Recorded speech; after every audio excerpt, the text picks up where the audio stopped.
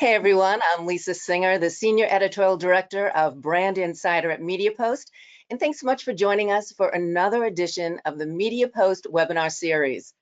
Now, these webinars bring together leaders across media, marketing, and advertising to explore the strategies and technologies that drive real business results, powered by some of the most innovative solution providers, marketers, and practitioners in the industry.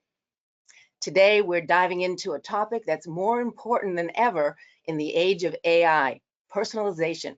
While AI offers enormous potential for marketers, that potential can only be fully realized with the critical foundation of accurate, high-quality data. In this session, experts from AtData and ListTrack will provide real-world insights into how clean, actionable data fuels better personalization, improves campaign scalability, and helps avoid costly mistakes. Now, before we jump in, just a quick note, we'll have time for a quick Q&A at the end of the session. So feel free to submit your questions at any point during the seminar and the questions in the question box on your screen, and we'll get to as many as we can. And now I'm excited to introduce today's speakers, Will Morganweck, the VP of Product Management at ListTrack, AtData's VP of Product, Brian Burke, and our moderator today, Brian Cardona, the President of AtData. Welcome, guys.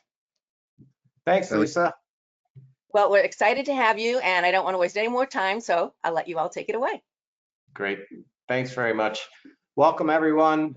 Thank you, Lisa, for that awesome intro. Again, I'm Brian Cardona from AtData, and we really appreciate you all taking time out of your busy schedules to join us. Today, our objective is to have a peer-level session, and we're going to attempt to cut through the noise and talk about what's working and what's not working in AI marketing. We'll attempt to challenge the assumption that AI alone creates personalization magic. So let's start with quick intros. Will, you want to go first? Yeah, thanks, Brian.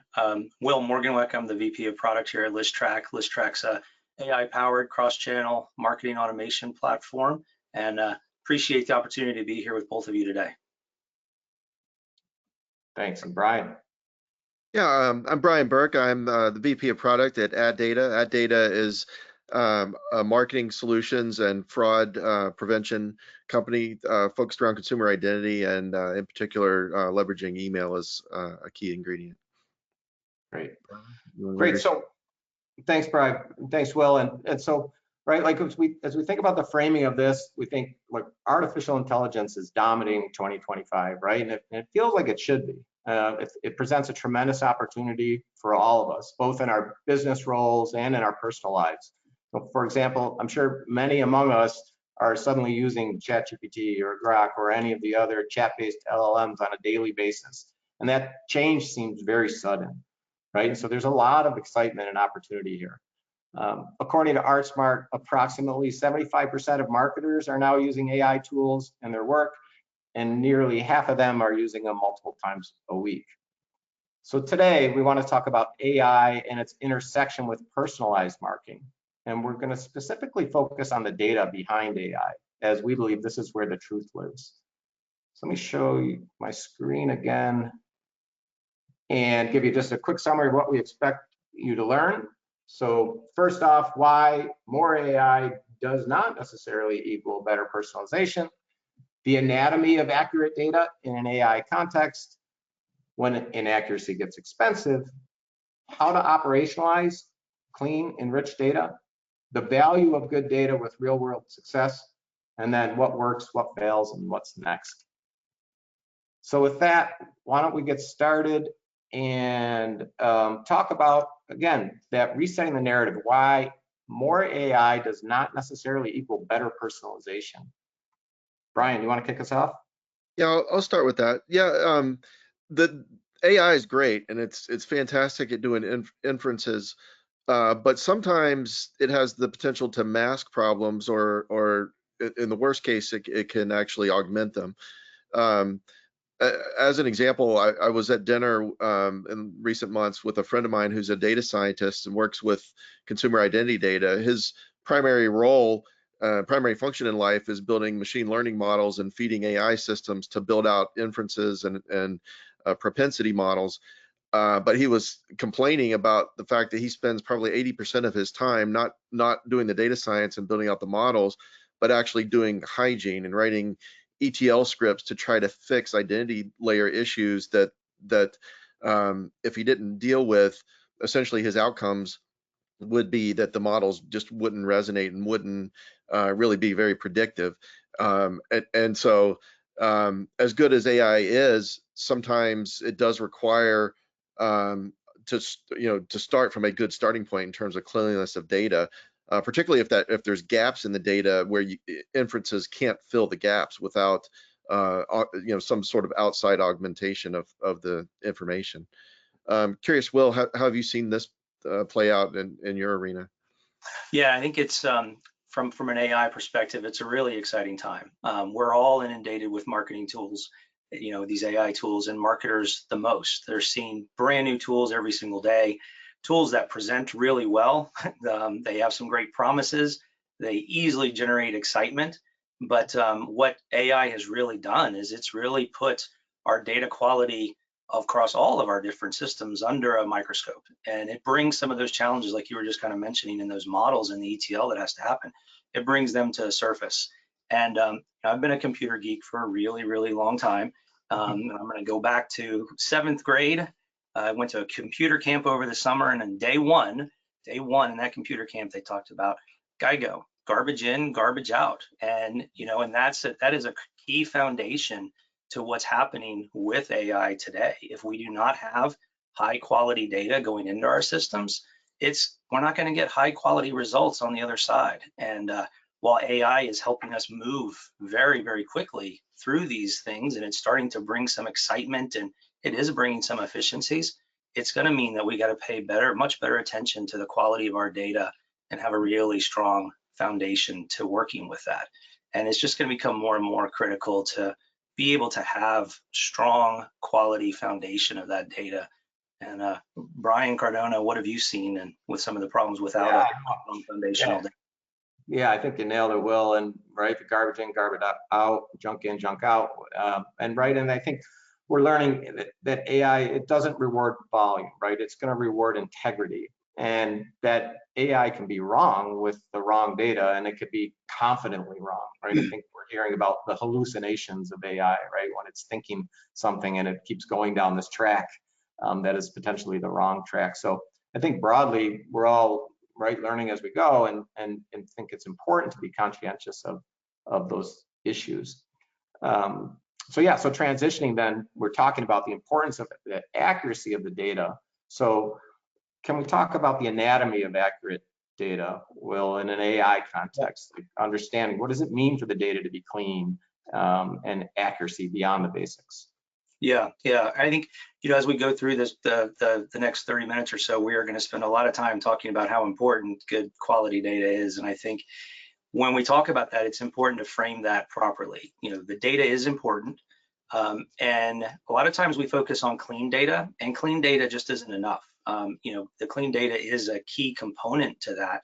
But when we talk about that, it's not just about the validation, it's about the accuracy and the relevancy of the data. That's extremely important to that. We know we can get accurate email addresses, valid phone numbers, but that doesn't always equal accurate or relevant signals that are going to help us in the long run. And it's got to be more detailed than that. I'll give another example. I'm a car guy too, and I buy lots of parts. I buy lots of parts online, and one of the places that I buy a lot from, they use an SMS platform, not Listtrack's platform, but they use an SMS platform that touts their AI send time optimization and personalization. And one of the keys there, I lived in San Francisco for 10 years. I moved out of the Bay Area in 2018 to the East Coast, but I've kept my same San Francisco phone number. And quite often I get messages after 9 p.m. from this retailer. That's a compliance issue. And they'll send me promotions about Bay Area events that I would love to be able to go to, but I can't because they're in San Francisco and I'm now in Pennsylvania. So their only data point they're using is my area code, but there's so many other data points. I've bought from them plenty. They've got my billing address, they've got my shipping address, they've got my browsing behaviors, And those are examples of other data points that are needed to really help with that accuracy and relevancy and being able to attach to those other signals. It can't just be that valid phone number, that valid email address. That's the great starting point. But it's those other signals from other devices that are going to be really critical too. Brian Burke, I know you talk a lot about the signals and data quality. You want to add on to that? Yeah, I'll add on to a couple of things that were said. Brian mentioned AI and hallucinations. I like to use the term Frankenstein as it pertains to identity. So large language models have the potential to stitch together information and create a so-called hallucination. Well, as it comes to identities, it's easy for an AI or for code to grab pieces of a fractional identity and stitch together a composite or synthetic identity that is not really a whole person, but it's elements of different people. Might be a previous occupant of an address, or the previous owner of a phone, or the previous person that had an old email or something like that. And essentially, it's fairly simple to Frankenstein that into a new synthetic identity, which looks syntactically correct, and AI might not detect that there's an issue in terms of the syntax of the identity, but it's not a real person. It's pieces of different people stitched together. A couple of weeks ago, I was listening to the All In podcast, one of the more popular tech podcasts out there, and they were talking about large language models and AI. And I found it really interesting because they made the point that traditional computer science, you typically would have the elite role in data science be the engineer, the programmer, and maybe the more junior role might be a QA person. And the point they were making is, with the potential for hallucinations and AIs to make really hard to find mistakes, that those roles are almost flipping to where in the future, and in fact, the future is now, quality has become paramount as it pertains to AI, and really in the future, a quality expert that is wholly focused around detecting systemic issues with AI that are not obvious to the human eye is really going to be important. I talked a little bit about identity. The second piece, as it pertains to marketing outcomes, identity is where I typically like to think of as a starting point, but radiating out from there is intent. And so, one, is the identity correct? But then two, are the models that are signifying engagement and intent and propensity for purchasing, are those correct? And so not only do you have to have the identity correct, but you need to have the intent correct as well. And there's multiple ways that it can go wrong. If just a little bit off on the identity side and you're marketing to the wrong person, a little bit off on the intent side and you're marketing to the right person, but the message isn't going to resonate. Brian, I'm curious, from your perspective in the client arena, can you speak to maybe some of the misalignments that you've seen? Yeah, I think the big thing is just like that accuracy is living, and it can't be static if your customers aren't. I think Will's example was really good, right? Like, he's on the East Coast, Cars and Coffee's on the West Coast. He's not going to make it. It's a long drive, right? So, and I think, unsure where all of our attendees are in their journey with AI and personalization, what we're seeing or what we suggest is, right, determining what data you can trust as a starting point, right? And is this, do we feel confident in this data that it's accurate right now? And starting there, rather than moving into a deeper set where that trust erodes, or where more accuracy needs to be determined, or tools need to be used to improve that accuracy before getting started. So it's good stuff, super important. Let's transition to the cost of that inaccuracy. Brian, I know you've audited plenty of MarTech stacks. Like, how about invisible cost teams maybe don't see as they start engaging here? Yeah, I think, when I think of a cost or invisible cost, one of the ones that stands out most prominent to me is like the missed revenue that you maybe don't even know about. And what I mean by that is, it's really fairly easy to target the wrong person. And as I mentioned, there's kind of two components, as I like to look at it, in terms of reasons why you might be targeting the wrong person. It might be wrong because it's actually the wrong identity, the wrong consumer on the other end, or it could be that you're targeting the right consumer, but you have the wrong models built around their intent and whether or not it's going to resonate with them. So there's it's pretty challenging to get that right. And of course, you can run campaigns and measure statistically over a broader audience, what your conversion rates are. But when you really narrow down to why things are failing, it's not particularly easy, at least not on a quick turnaround time to determine. Is it because it's a challenge with the identity layer, it's a challenge with the intent signals, or it could even be back to the creative, like maybe the creative's not resonating. And organizations can vet that out over a long period of time using controls and A/B testing and things like that, but that's an expensive, arduous process to do over a long period of time. Will, I'm curious from your perspective, what are kind of the bigger pain points you've seen on the campaign side? Yeah, well, I mean, I think the biggest thing that you see is the first thing to have something drops, right? Something drops. It's either revenue or it's engagement. And like you mentioned, you talked a little bit about the content and the creative, and sometimes that's the easiest place to look. The marketer is going to look at what they can get access to the easiest, and sometimes it could be the content that's going out or the channel, but more often than not, it's the data that's driving their segmentation. It's the data that's driving how they're coming to those audiences to look to that information. And I think the other thing that it's important to recognize is that we talk about all the different tools that marketers are using today. There's a lot of different pieces. They all have tons of different types of data that's flowing back and forth.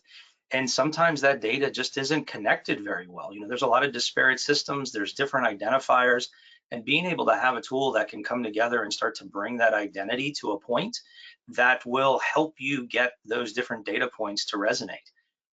When you have a profile of let's say an email address or a phone number, being able to know that those items are related, that they come together. Sometimes they may have multiple email addresses. Knowing which one is actually accurate, which one is being the most engaging, and being able to take those together in a very timely fashion is extremely critical. And I think that's having that ability to recognize some of those signals and to move quickly through that, to refresh some of those attributes, will have an immediate effect. Just as quickly as they can start to see some things trending down, they can see them trending back up with the right adjustments, with the right additional signals. And I just can't stress enough that importance of the accurate signals, and those quality signals are going to be key to any type of AI program. They've been key to any type of marketing program before AI came about, and it's how we're all hearing about it day in and day out. But now what's happening is these tools that are AI driven, they are only going to produce as good of results as you're keeping that data fresh through those systems. Yep. Yeah, exactly. And when they don't, right, like what does that cost, and how is that inaccuracy impacting your business? And as you said, Will, right, we have our typical KPIs with respect to campaign performance. And I think one thing just to be guarded on that longer term burn of what is that brand promise, and are you behaving in a way that your brand is presenting the way you expect it to? Whereas if that data is inaccurate, right, the brand erosion might be a longer term issue. So again, maybe that campaign performance looks okay to go, but let's keep an eye on things long term as it relates to just the general revenue curve and success of those campaigns. Okay, so operationalizing it. So we've talked about, hey, data is super important. You've got to keep it accurate. If you don't, it's going to be costly. How do we do it? How do we keep it accurate? What are some of the tools we can use? Again, just to make sure we have the best enriched data. I think Will and Brian, you guys have touched on a little bit, but Brian, anything else to add on operationalizing things as it relates to cleaning the data? Yeah, as I mentioned, I think AI is really great at inferences, but it's only going to be as good as what you start with. We mentioned garbage in, garbage out. And to that point, a lot of times enrichment is required as a starting point before you really start to run ML and AI on a consumer data set. And so, for example, if you're starting with someone's previous location, you've got the wrong geography, as Will mentioned, based off the area code, the phone number, or maybe their postal. Or if you've got an inaccurate or old phone number, or old email, your starting point is not valid, and therefore any models or any inferences you build off of that data set is just not going to work. So I really think getting a holistic, complete view of identity is the key starting point. Then the next would be around engagement and signals around propensity. a lot of times organizations think that their data is pure and perfect and they have everything they need and need to know about a customer, but that's just typically not the case. And so oftentimes there may be behavioral signals out there that are not within an organization's four walls about a consumer that would be extremely valuable to an AI to determine, are they likely to respond to a particular marketing. Also, networked signals that are collected across a broad swath of different properties, different ways that a consumer might engage, are really help paint a more holistic picture of who that consumer is, versus maybe it's only a single point in time that a given organization's transacted with a consumer, and so they don't really have a deep holistic understanding of who that person is. So I think by collecting all those different signals around identity and behavioral signals, it really gives the right fuel to an AI, to an ML model that would really resonate. And so you almost need to start with a better, more complete picture of who that consumer is, and then branch out from there. Will, I'm curious from your perspective, like what type of data strategies have you seen that work and resonated in your world? Yeah, I mean, you did a very good job talking through all the details of bringing those pieces together and the importance. And sometimes it's difficult for the marketer to bring all those items together. That ability to connect the dots quickly and accurately across those systems can be a bit of a challenge at times. A good example would be, you were talking about a lot of the behavioral signals. Let's get a little specific and talk a little bit about browsing behavior on the web. Let's say you get an email, you click the link on the email, but you click on it on your phone versus your desktop. There's different signals that are coming from those different devices. One's on your desktop, one's on your phone. You have the different browsers. Oh, and then sometimes some brands have mobile apps. So you click through and you land in the mobile app. These are all different behaviors that are very, very relevant to being able to bring those pieces together. And it's hard to sometimes stitch all of them together. And that's why it's important to have a tool set that can recognize those items and do that for you quickly. And it's also to be able to look at your data and say, I have a lot of email addresses, but I don't have phone numbers connected. So maybe I can run a campaign to drive to that to start to get SMS opt-ins, or vice versa.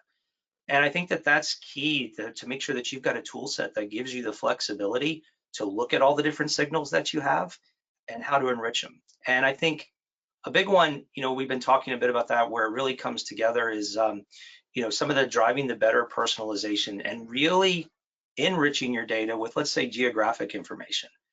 And I think sometimes, marketers are all busy, and sometimes they're part of really small teams, but they need those tools where they can easily send, let's say, an email list, a SMS list to a vendor and say, hey, I need some geographic information. And a lot of times it's important to be able to do that quickly.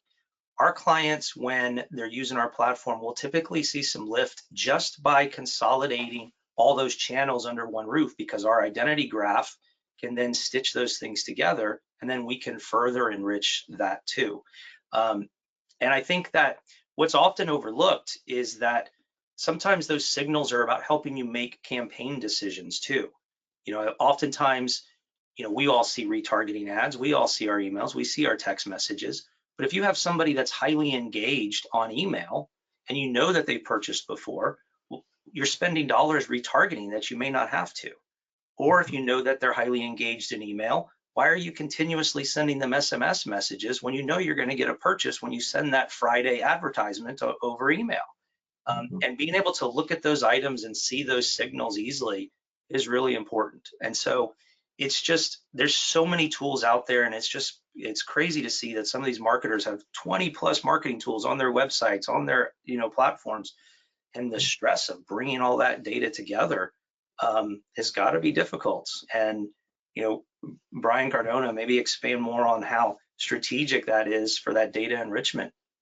Yeah, for sure. I think, well, one thing that came to mind for me there, Will, is you're talking about the various data sources, and to me, I think about the collaboration necessary, right? It might not just be the marketing team responsible for all the data. There may be other teams within the organization. So we think that's a big piece of operationalizing things when it comes to AI and getting that data ready to engage. Another thing to consider is data and model governance, right? It's not one and done. This is something that needs to be recurring and part of your operations. As it relates to enriching data, for sure, right? There's plenty of tools to help broaden that identity graph, add additional emails, household that data, truly understand who that customer is, I think, as both of you have mentioned. So good stuff. We're shifting from theory to practice. So now let's talk about some real world wins and strategic lessons, right? So Will, do you have any cool stories to share about some clients of yours or projects you've been involved in where there's been some good wins? Yeah. Some mutual clients. So one that I like to talk about is, it is very common for us to take, and help a client take an example like a full email list. And what we've seen over time is that, they're looking at some common signals like clicks or opens, and it's harder and harder to track opens with all the privacy rules happening today. But they're taking some of that data. So we can take a full email list and leverage AtData and some of those additional signals and enrich that data set and then bring that back in. And more often than not, it's almost always that target audience that they're using will change. It will change because there's more rich data that's going to tell us about some of those other behaviors that we're seeing that we may not have been able to pick up because of some of those disparate systems. One of our clients, a large online beauty brand, just by doing that simple refresh of signals, saw a 6% incremental revenue lift in less than 30 days from being able to refresh that. And I think that that's really important to be able to access that data quickly, bring it back in, and then activate those campaigns. Another one that's a more recent study that we did, it's a major shoe brand and retailer online. Their SMS engagement was slowly dropping. And one of the things that was missing from some of their profile data was coming back to that geographic and demographic information. And so being able to then leverage generative AI, there's a tool in our platform where you can set the tone and use some of that demographic information. And there is an audience that can really appeal to what we call like the TikTok tone, point of view, those types of things. So once you enrich the data with some of those other signals, it allows you to drive much more relevant personalization. And that particular client saw a 22% increase in their click-through engagement, enriching the data, changing the tone, targeting those messages based upon the geographic and demographic data, had some really, really good results for them, and very quickly to be able to do that. Nice. Brian Burke, any other insights you've seen? Yeah, in terms of a tangible example, we recently did a case study with the Humane Society, and one of the common challenges that organizations have is you don't always know out of your universe of existing and previous customers, or in their case donors, who are the right ones to engage with.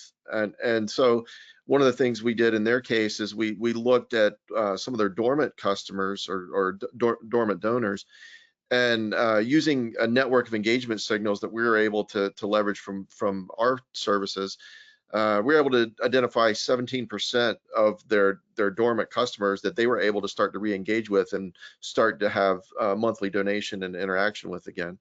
And so when it comes to engagement, there's really two sides of that. One is who are my best or likely customers. The other is who should I leave alone that's unlikely to respond. As it comes to marketing, it can be costly and challenging to constantly send the same blanket message out to a giant universe of prospects and customers. But if you can narrow that down to the ones you think are most likely to resonate, most likely to re-engage, you can be more efficient. You can put more dollars to it, and you'll get more value for your dollars. Brian, I'm curious from your perspective with a customer service lens, maybe you could speak to some of the things you've seen.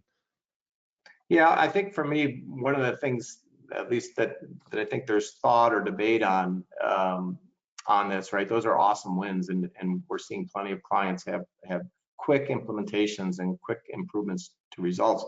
But thinking about AI and the promise of personalization, right, is less more.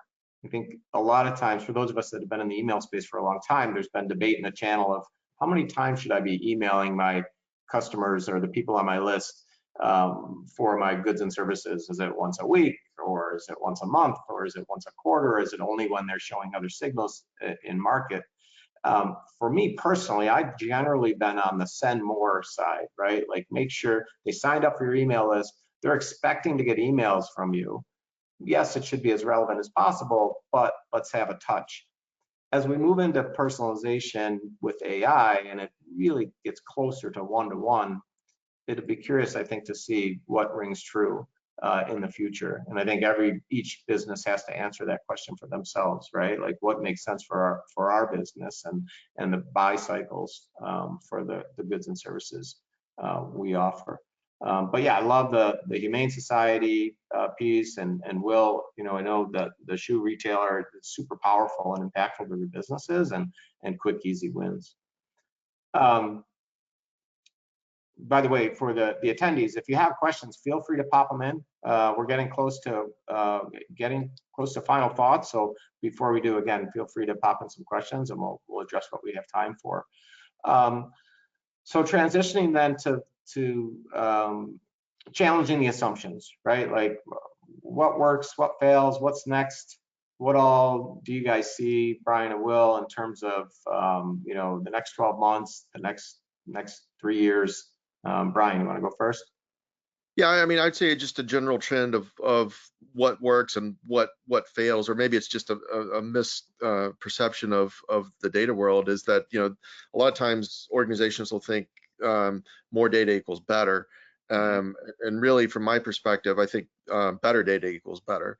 And what I mean by that is, typically a smaller, much cleaner, more accurate starting point of identity data or a customer audience that you want to market to is most likely going to beat out a large noisy audience where you've got a mix of inaccurate propensities, probably the wrong identities in many cases. You're always going to do better starting from a clean starting point. Another assumption that I see as a challenge is a lot of times organizations will think, well, I'm spending all this money on data and I'm just going to get an AI and I'm going to let it go to work and it's going to figure it out for me and let it do its thing.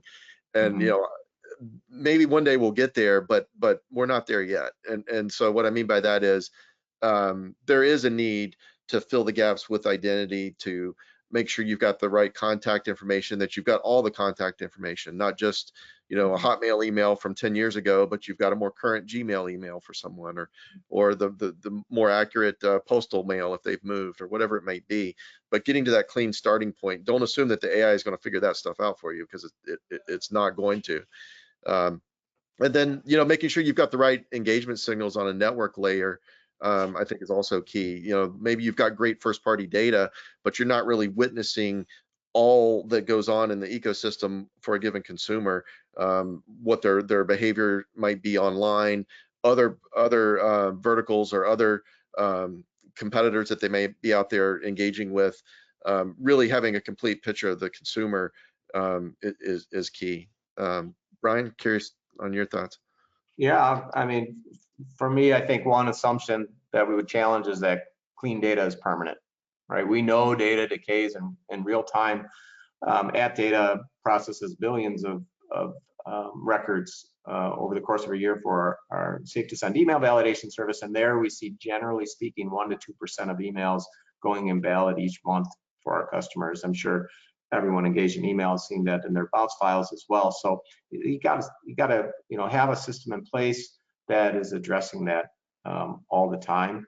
And then I think Will gave, I think in both cases we gave some examples of AI driving immediate gains, and we do think there are data quality tools and enrichment tools and the software in place to make these things move fairly quickly. But the magic is going to take a bit.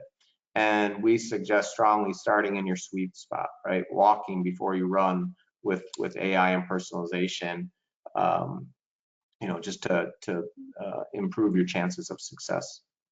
Will? Yeah, all very good points. I think the thing that's important is, and I'm gonna one, preface this by saying I love where we are in this space right now with AI. But I also think we've got a bit of a novelty effect of what's going on. You know, with ChatGPT and OpenAI, they've really democratized everybody's access to these AI tools, which is fantastic. It's fantastic. It's going to make our lives easier. It's making lots of things easier right now. But it's important for anyone that is going through some of those tools to understand and ask for what's going into it. You've got to know your data, and I think that's the piece that's here, is like what's going into it. You know, one of our philosophies at ListTrack when it comes to AI is we always want to show our work. You know, a lot of times you're seeing, oh, it's AI generated. Great, there's still ones and zeros behind all of that that's making that work. So how are you getting to that? And being able to use that information and knowing what are those key signals to drive the AI suggestions or content is going to be critical. And I think anytime, you know, you're looking at that, be in a position to ask those questions. How is the AI coming up with that? What are the signals that you're using? What's the importance of the relevancy to the model? How often is it being updated? How is it being refreshed? And really start to know what are, I like to use the term, your golden signals, those signals that are going to be the most important to your campaigns to help you make some of those decisions. And again, you know, I think, you know, Brian, you were talking a bit about that intent. And that intent is really important in the moment when you're talking about, like, let's say conversion optimization when a person is on the site. And when you can enrich that intent and those browsing behaviors with some of your previous signals that you've seen when the person has clicked through and some of those, that's really critical to making those decisions. And I think the other point that I would make is that, you know, as a principle, is you always want to measure. And even with your AI tools, like, you know, there's a lot of tools out there that we all use day in and day out that are making us more efficient. Measure it. How much time did it save you? And did you have to correct anything? And those are really important things that not only go into how we use it day in and day out, but the tools that we may select that are going to help us with our campaigns. Always measure the results. Was it truly faster? Was it really better? What was the ROI? Because also the other thing to kind of call out, AI is pretty cheap right now in the big picture for us that are consuming it. We'll see if it stays really cheap for all of us. Yeah, good points, Will. I think that's a good transition. It sounds like we're weaving in our final thoughts. Brian, what do you have for us on final thoughts here? Yeah, I would just encourage our audience members, you know, as you look across your own organization and think about how are you employing AI within your own stack, you know, what are you starting with, and think about what gaps you may or may not have. Like, you know, it's sometimes difficult to admit that you know, you're not starting from a point of perfection, but if you look at identity, is there an opportunity to augment it or enrich that with more accurate or additional points of contact, which ultimately are going to improve your outcomes? And then on the intent side, you know, you perhaps have good insights from a first party perspective on, you know, a few transactions, but is there a bigger world out there that you might be able to get more insights on the consumers that you're working with, that really would paint a more holistic picture from a behavioral standpoint? And you know, if you're able to augment in that way, how much better your outcomes might be from a machine learning modeling perspective or an AI perspective. And just, you know, and would encourage organizations to think about where your blind spots might be. Yep, good stuff. Yeah, and you know, from my side, I think, right, thinking about how you deploy it. Again, if we have some folks that are new to the game, right, and thinking about the risk and the value. What is the risk if things go wrong? Will gave the example again in the beginning of, hey, they've got my geography wrong. I don't live there anymore. And there, right, so the risk is really just a negative brand experience. But and if you're selling a commodity, right, it's wasted impressions and you know, maybe some costs that you could have saved otherwise. But if it's more sensitive, if you're in the healthcare space or financial services space, right, maybe pause and make sure you trust that data and go slowly before you roll that out. I think that's it. Any other final thoughts, guys? If not, we can bounce to questions. Good? Good. All right. Let's see. For questions, first one, Are people really receptive to getting SMS messaging? Is that not seen as an intrusion to their privacy? Will, you want to take that? Sure. Only when they opt in. So SMS has tons and tons of compliance rules and regulations. It also varies by state now as well. And there's things like quiet hours, as I was kind of mentioning. In certain areas, you can only send to people at a certain time. And the ability to manage those opt-ins is really, really critical. The idea of an unsolicited SMS is not something that you want to be able to do. You want to make sure that you've got valid opt-in and people are engaging with that. And there's some, like I said, strict compliance around not just opting in once, but you also have to refresh that from time to time with them and re-verify their opt-in and their intent that they are intending and giving consent to receive those messages. Nice. Yep. Thanks, Will. Brian, I know you have a lot of experience there on the phone side. Anything to add to Yeah, Will's? I'll just give a tangible example. My son's on a high school baseball team, and come Fridays, I often find that I've got 10 or 15 teenagers down in the basement. At some point in the past, I opted in to getting text messages from Papa John's, and sure enough, Friday mid-afternoon, I start getting specials, texted to me, and that's something as a consumer I value because I have a direct need for it. But I know at some point in the past, as Will mentioned, I did go and provide express consent to opt in. And I think the key with phones, whether it's telemarketing or SMS, organizations have to collect express consent from the consumer or face potential legal fines. And then the other thing is you have to allow the consumer to opt out, because maybe my kid goes off to college and I no longer need pizza specials on Fridays, and so I may want to go shut that off at some point. And so I think as long as organizations in general honor a consumer's best wishes in terms of, do they want to receive the marketing, would they like to stop receiving the marketing, that's the key to whether or not it's really going to be valuable and also stay within legal guidelines. Yeah, good stuff. Yeah, and I'm with the person who asked the question. I don't want SMS messages except for maybe a branded too. So I'm with you there. Okay, just a couple more. I think we've got just a couple more minutes here. Data decay and the frequency of data decay. The question is, how often should brands realistically be validating or enriching their data to stay ahead without overwhelming their teams? Brian, you got a thought on that one? Yeah, I mean, I think in a perfect world, you would always do whatever you can to keep your data verified. But I think, there's maybe a more nuanced solution to that. If you're talking about programmatic, then I think periodically making sure you've got the latest, most complete identity, particularly emails for someone. And when I say periodically, it might be quarterly, it might be, a few times a year. If you're talking telemarketing, as we alluded to earlier, there's some requirements, legal requirements around making sure you have express consent and you're calling or marketing to the right person, not the previous phone occupant.